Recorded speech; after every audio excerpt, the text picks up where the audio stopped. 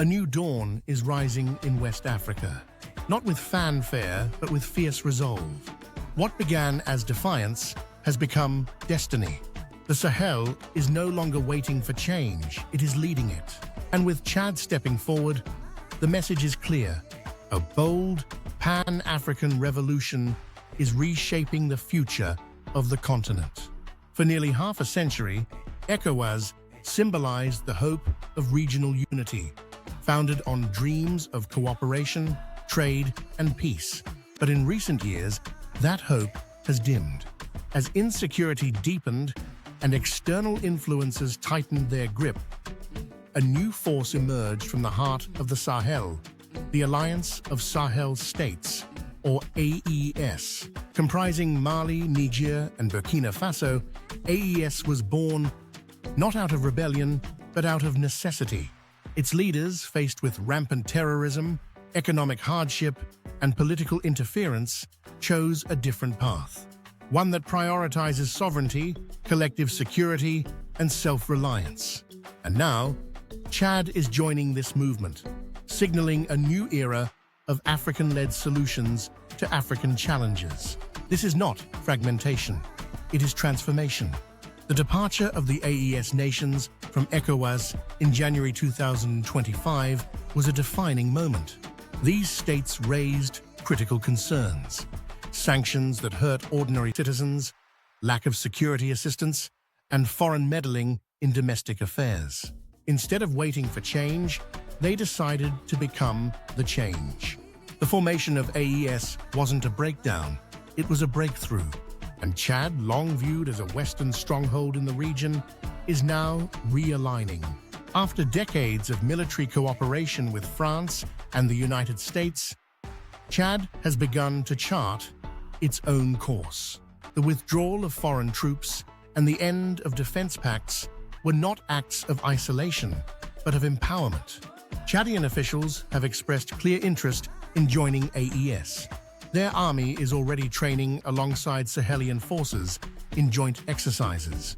Their leaders are speaking the same language of Pan-African unity, of sovereignty, and of building partnerships based on mutual respect, not dependency. This alignment is no coincidence. The Sahel nations share not just borders, but burdens, and now they share a vision. That vision is bold and pragmatic, a shared military force of 5,000 personnel to confront terrorism head-on, a common market and currency called the Sahel to foster economic independence, a confederal bank to fund development, agriculture, and energy resilience, a unified identity with joint passports, flags, and even roaming-free communication. More importantly, AES is not turning inward. It is turning wisely toward partners who respect their autonomy, countries like Russia, Turkey, Iran, and Hungary, while reducing overdependence on Western powers. These partnerships are driven by practical goals: security, infrastructure, investment. The Sahel is choosing cooperation over control. Chad's approach is particularly strategic. It isn't abandoning old allies recklessly.